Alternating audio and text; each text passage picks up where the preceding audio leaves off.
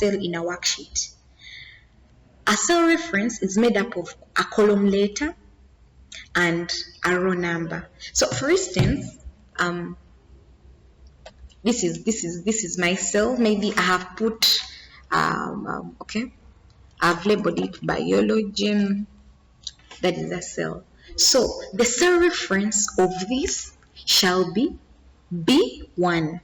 Okay, B1. Why? It's because this is where our cell is. So if my cell is here, remember we said a cell reference, it is a unique identifier of a cell depending on where a cell is in our worksheet. So in case my cell is, let me put it here, in case it's here, okay, in case it's here, its cell reference shall be F1. So it's always the column letter first, followed by the row number. We said columns are represented by letters and rows are represented by numbers. So when I'm writing a cell reference, I will write the column letter first, followed by the row number. So when for instance, for this cell, it will be E6. That is called a cell reference. Yes, so next, I said we shall talk about functions. Okay? We shall talk about functions. So to open my workbook again, so when it comes to Microsoft Excel, functions refer to predetermined formulas that perform calculations or operations on data. Functions are designed to simplify complex calculations, allowing users to perform common tasks like summing numbers, finding average, finding the positions, grading. Yes, so when it comes to Microsoft Excel, a function is to simplify the work of a user when it comes to things like summing numbers, getting average, grading, and ranking students. Okay, so when it comes to Microsoft Excel, we have different kinds of functions. For example, the sum function. Now the sum function, it does what we call addition. Yes, so the sum function adds numbers. It adds a range of numbers from a certain cell reference to the other. Then we can talk about the average. Yes, average is also a function in Excel. So average, like you hear the word average, it calculates the average of marks or of certain figures in a worksheet. Then you can have if it performs logical tests. Yeah, if is also a function in Excel that performs logical tests. For instance, if you want to grade, you can use the if function in Excel. Then we can as well use we have a VLOOKUP function. Now a VLOOKUP function, it looks up for values in a table. Yes, when it comes to Excel. So you can as well use VLOOKUP when you want to for instance, to put a comment somewhere in Excel. Then we have another function of max. Max is a function in Excel that it finds the maximum number in a given range of values. Then we also have min as another function in Excel.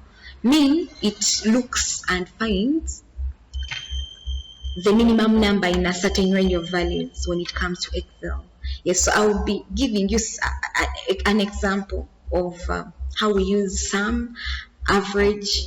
Yes, however, I will give much detail in the next video. So for sum, for instance, sum, if I want to sum up these values, I can come here and feed this will be my function, sum, and then I will simply highlight this.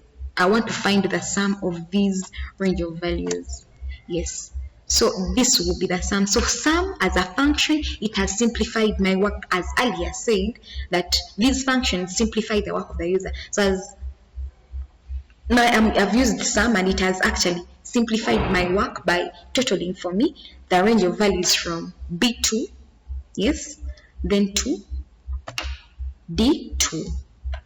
Yeah, so in case average, remember we said average is also another function. So if I want to use average, I'll calculate the average for a certain range of values. So average, okay, then I will highlight the range of values that whose average I want to find. Yes, so so 64 is actually the average for this range of values from B2 to D2. Yes, so that's function. The detail I'll give in the next video. Yes, so next I said I will talk about what a formula bar is. Come and open my Excel. Sorry, I'll open this one. Okay, so when we talk about formula bar in Excel, what do we mean? So a formula bar in Excel is a toolbar.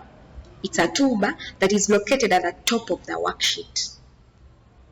Remember, we said this is our worksheet, and the formula bar is a toolbar that is located above the worksheet. So meaning, if this is our worksheet, then the formula bar is this one.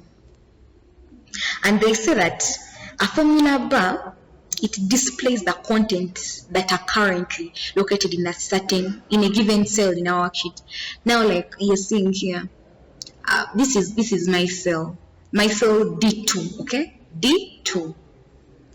So you're seeing here it is 89, but in my formula bar, my formula bar is this one. Actually, when I click in the formula bar, it is actually displacing the contents that are in my cell D2. So that's what a formula bar does. It simply displays whatsoever is in these different kinds of cells. So in for example, in this sum that I've the sum function that I've previously used to calculate the total for this range of values, in my formula bar, it is actually displaying the formula that I used.